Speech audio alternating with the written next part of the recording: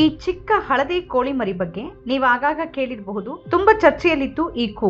ಬಲಪಂಥೀಯರಂತೂ ನಾವು ಟ್ವಿಟರ್ ಅನ್ನ ಮುಗಿಸಿಯೇ ಬಿಟ್ವಿ ಅಂತ ಹೇಳುವಷ್ಟರ ಮಟ್ಟಿಗೆ ಇದಕ್ಕೆ ಪ್ರಚಾರ ಕೊಟ್ಟಿದ್ರು. He made in India micro blogging site ಅಮೆರಿಕದ ಟ್ವಿಟರ್ಗೆ ಸರಿಯಾದ ಟಕ್ಕರ್ ಕೊಡ್ಲಿದೆ ಅಂತಾನೆ ಪ್ರಚಾರ ನಡೆದಿತ್ತು. ಬಿಜೆಪಿಯ ಕಟ್ಟಾ ಬೆಂಬಲಿಗ ಮೋಹನ್ ದಾಸ್ ಪೈ ಅಂತಹ ಉದ್ಯಮಿಗಳು ಇದರ ಬೆಂಬಲಕ್ಕೆ ನಿಂತಿದ್ರು.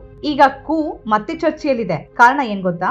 ಕೂ ಬಾಗಿಲು ಮುಚ್ಚುತ್ತಾ ಇದೆ. 2021ರಲ್ಲಿ ಕೆಲವು ಖಾತೆಗಳನ್ನ ನಿರ್ಬಂಧಿಸೋಕೆ ನರೇಂದ್ರ ಮೋದಿ ಸರ್ಕಾರ ಆಗಿನ ಟ್ವಿಟರ್ಗೆ ಅಂದ್ರೆ ಈಗಿನ ಎಕ್ಸ್ಗೆ ವಿನಂತಿ ಮಾಡಿತ್ತು. ಇದು ಟ್ವಿಟರ್ ಮತ್ತು ಸರ್ಕಾರದ ನಡುವೆ ಕೆಲವು ಸಮಸ್ಯೆಗಳನ್ನು ಸೃಷ್ಟಿಸಿತ್ತು. ಈ ಸಮಯದಲ್ಲೇ ಶುರುವಾಗಿತ್ತು ಕೂ. ತಕ್ಷಣ ದೇಶದ ಬಲಪಂಥೀಯ ಜಾಲ ಇದನ್ನ ಅಪ್ಕೊಳ್ತು. ಬಿಜೆಪಿ ನಾಯಕರು, ಸಂಘ ಪರಿವಾರ, ಅದರ ಐಟಿ ಸೆಲ್ ಎಲ್ಲರೂ ಕೂ ಕೂ ಅಂತ ಹಾಡತೊಡಗಿದ್ರು. ಅನೇಕ ಕೇಂದ್ರ ಮಂತ್ರಿಗಳು ಮತ್ತು ಬಿಜೆಪಿಯ ಪ್ರಭಾವಿ ನಾಯಕರು ದಿಢೀರನೆ ಕೂಗೆ ವಲಸೆ ಹೋಗಿದ್ರು. ಮೋದಿ ಸರ್ಕಾರದ ಹಲವು ಖಾತೆಗಳ ಅಧಿಕೃತ ಪ್ರಕಟಣೆಗಳು ಟ್ವಿಟರ್ ಬಿಟ್ಟು ಕೂನಲ್ಲೇ ಬರೋಕೆ ಶುರುವಾದವು. ಮೋದಿ ಸರ್ಕಾರ ಹಾಗೂ ಉತ್ತರ ಪ್ರದೇಶದ ಆದಿತ್ಯನಾಥ್ ಸರ್ಕಾರಗಳು ಕೂ ಜೊತೆ ಕೆಲವು ಯೋಜನೆಗಳಿಗೆ ಒಡಂಬಡಿಕೆಯನ್ನೂ ಮಾಡ್ಕೊಂಡ್ವು.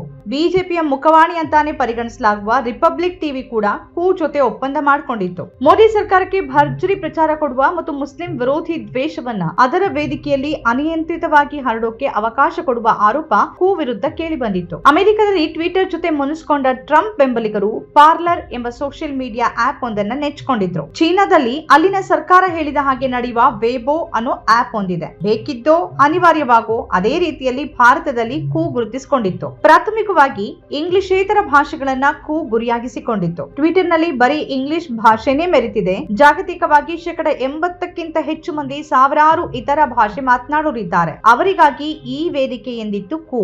ಅಷ್ಟರ ಮಟ್ಟಿಗೆ ಅದರ ಉದ್ದೇಶವು ಒಳ್ಳೆಯದ್ದೇ ಇತ್ತು. 10ಕ್ಕೂ ಹೆಚ್ಚು ಭಾಷೆಗಳಿಗೆ ಅದರಲ್ಲಿ ಅವಕಾಶ ಇತ್ತು. ಆದ್ರೆ ಭಾರತದಲ್ಲಿ ಕೂ ಬರೀ ಬಲಪಂಥೀಯರ, ಬಿಜೆಪಿ ಬೆಂಬಲಿಗರ ವೇದಿಕೆಯಾಗೇ ಹೆಚ್ಚಾಗಿ ಗುರುತಿಸಲ್ಪಡ್ತು. ಈಗ ಈ ಮೈಕ್ರೋ ಬ್ಲಾಗಿಂಗ್ ಅಪ್ಲಿಕೇಶನ್ ಬಂದ್ ಆಗ್ತಾ ಇದೆ. ಹಣಕಾಸಿನ ತೊಂದರೆ ಮತ್ತು ಅನಿರೀಕ್ಷಿತ ಮಾರುಕಟ್ಟೆ ಪರಿಸರದಿಂದಾಗಿ ಕೂ ಆಪ್ ಅನ್ನ ಮುಚ್ಚಲಾಗ್ತಿದೆ ಅಂತ ಅಪ್ಲಿಕೇಶನ್ ನ ಸಂಸ್ಥಾಪಕರು ಬುಧವಾರ ಘೋಷಣೆ ಮಾಡಿದ್ದಾರೆ. ಕೆಲವು ಸಾಧನೆಗಳ ಹೊರತಾಗಿನೂ ತಂತ್ರಜ್ಞಾನ ಸೇವೆಗಳನ್ನ ನಿರ್ವಹಿಸೋಕೆ ಹೆಚ್ಚಿನ ವೆಚ್ಚ ಮತ್ತು ವಿಫಲವಾದ ಪಾಲುದಾರಿಕೆಯ ಕಾರಣದಿಂದ ಸ್ಥಾಪಕರು ಈ ನಿರ್ಧಾರಕ್ಕೆ ಬಂದಿದ್ದಾರೆ.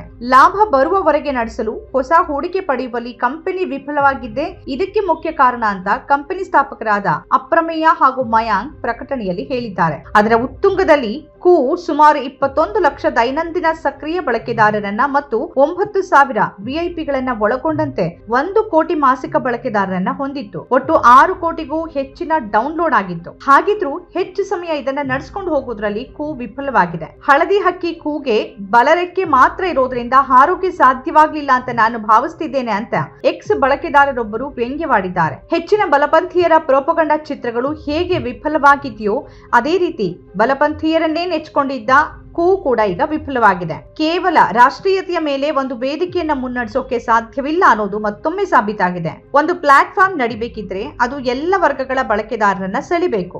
ಅವರಿಗೆ ಅದರಲ್ಲಿ ಪ್ರಯೋಜನ ಕಾಣಬೇಕು. ಅಲ್ಲಿ ಎಲ್ಲ ಅಭಿಪ್ರಾಯಗಳಿಗೂ ಅವಕಾಶ ಇರಬೇಕು. ಕೇವಲ ಒಂದು ಪಕ್ಷ, ಒಂದು ಸಿದ್ಧಾಂತ ಹಾಗೂ ಒಂದು ಸಿದ್ಧಾಂತದ ಆಧಾರದಲ್ಲಿ ಒಂದು ಸೋಷಿಯಲ್ ಮೀಡಿಯಾ ಪ್ಲಾಟ್ಫಾರ್ಮ್ ಅನ್ನ ನಡೆಸೋಕೆ ಸಾಧ್ಯನೇ ಇಲ್ಲ. ಈ ಹಿಂದೆ ಕಂಪನಿ ಹಣಕಾಸಿನ ನಿರ್ಬಂಧಗಳನ್ನ ಉಲ್ಲೇಖಿಸಿ ತನ್ನ ಎಲ್ಲ ಉದ್ಯೋಗಿಗಳಿಗೆ ಸಂಬಳ ನೀಡೋದನ್ನೇ ನಿಲ್ಲಿಸಿತ್ತು. ಸ್ವತಂತ್ರ ಪತ್ರಿಕೋದ್ಯಮ ಇಂದಿನ ತುರ್ತು.